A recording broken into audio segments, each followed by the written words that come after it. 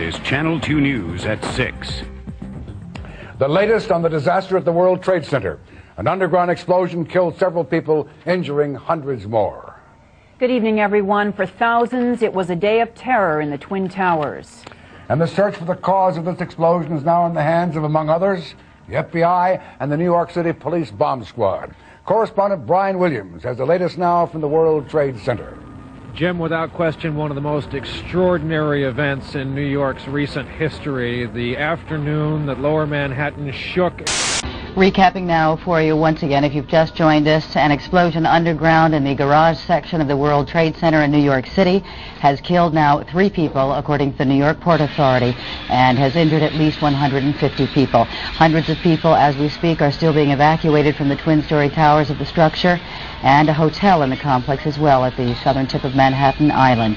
There were reports earlier of some people being trapped under the rubble. We do understand that's where at least 2 of the fatalities were found. There are still people trapped in the 2 towers, as we say, but EMS and firefighting personnel are at least to the 85th floor of the Twin Towers evacuating these people. They're also being taken off the roof by helicopters. One of the so-called radical terrorists just happened to have taped all his phone calls with the FBI, who told him step by step how to make the bomb and where to park the vehicle in the parking garage when they set it off.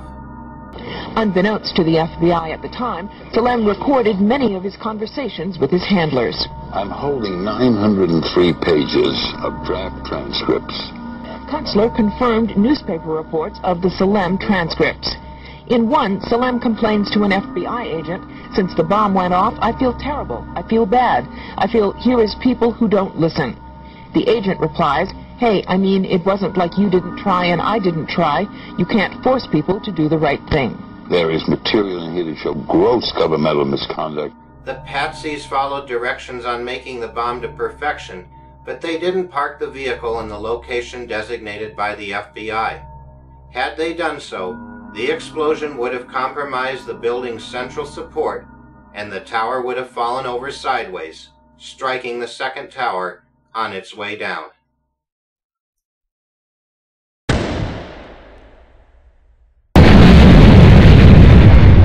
On the morning of April 19, 1995, downtown Oklahoma City was rocked by a large explosion that destroyed the Murrah Federal Building. A total of 3. Now confirmed through federal authorities that a second bomb has been found inside that federal building in Oklahoma City. It was an explosion at 9 o'clock this morning that did that damage you're looking at right there, blowing off the entire north face of that building.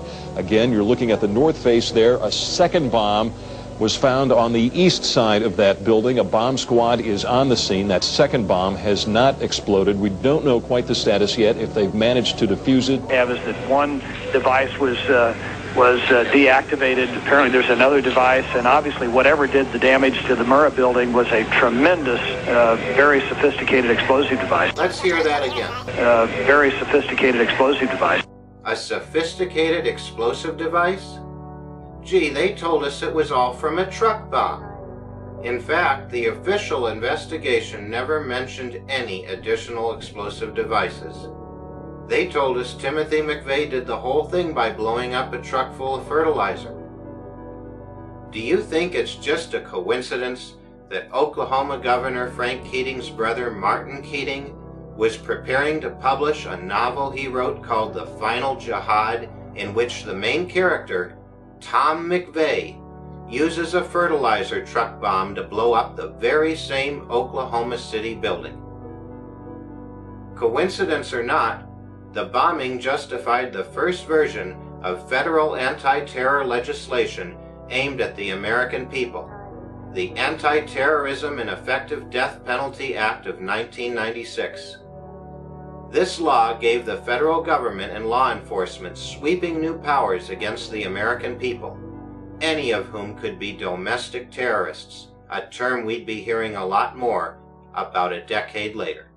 Terrorist, domestic terrorist.